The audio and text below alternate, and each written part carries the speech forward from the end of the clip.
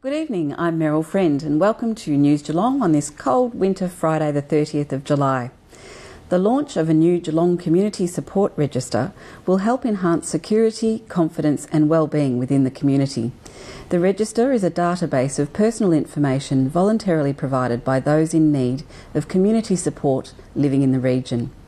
And in the world of local Geelong sport, Nathan Curry will bring us the latest news, including an update with the Geelong Cats senior coach, Mark Bomber-Thompson, before their game in Sydney tomorrow night.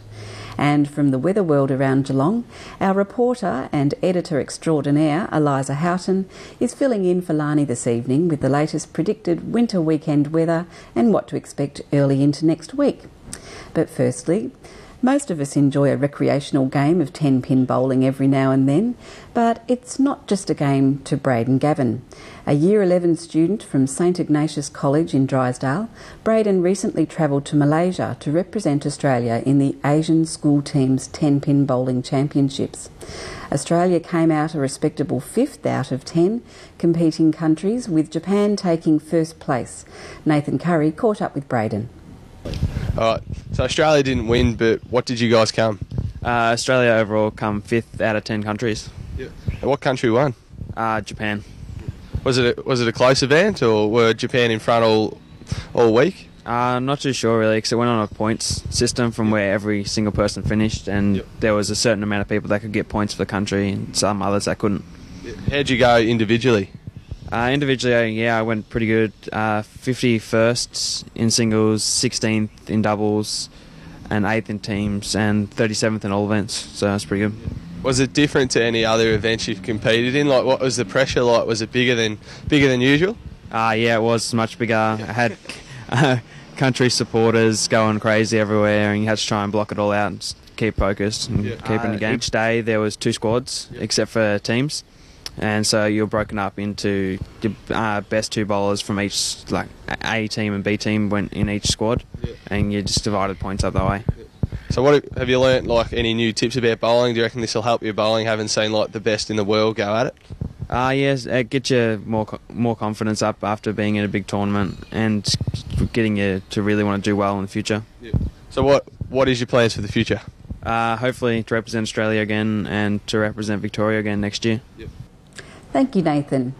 The City of Greater Geelong's Norlane Recreation Centre, The Fort, standing for Fun, Opportunity, Recreation and Transcend, is a hive of activity for the local youth.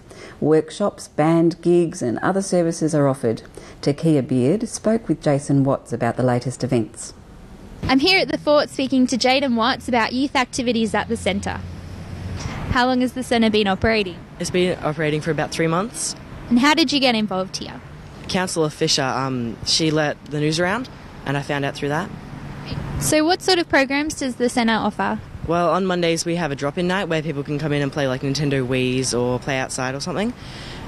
Tuesdays we have theatre and hip-hop. Wednesdays we have guitar lessons. Thursdays we have music jam sessions with all different instruments.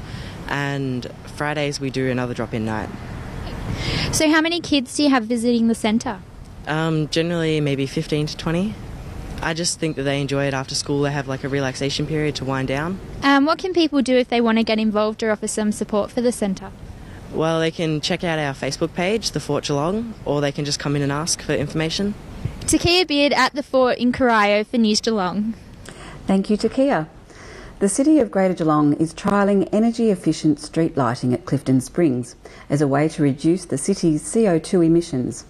Street lighting represents approximately 44% of the council's greenhouse gas emissions. The trial will reduce the annual CO2 emissions of the lights being replaced from 25 tonnes to 8 tonnes, a 68% reduction. Andrea Cozza found out more.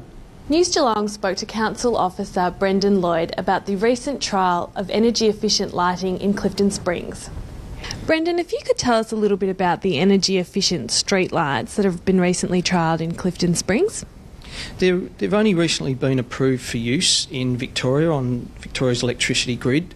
We just thought we'd just give it a go from a maintenance point of view and to just check how much of an energy saving we'll get from them.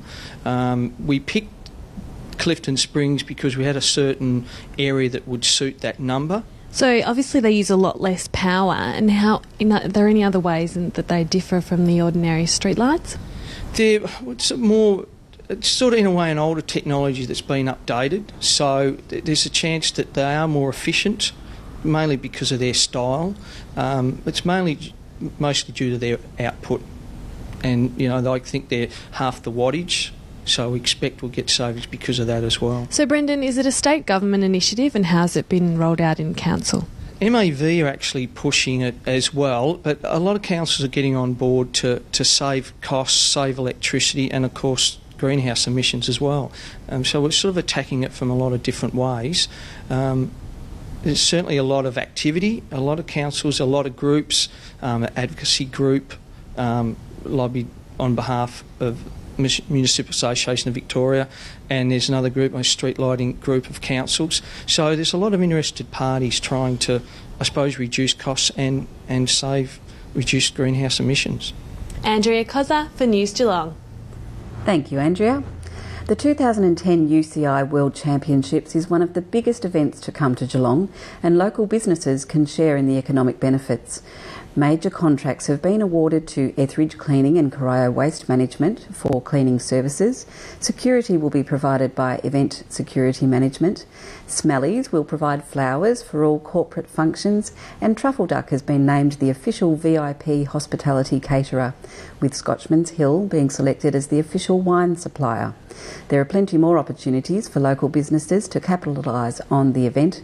To register, contact the City of Greater Geelong. This is News Geelong here on the Channel 31 Analogue and Channel 44 Digital, as we go to a break and return with more news after this.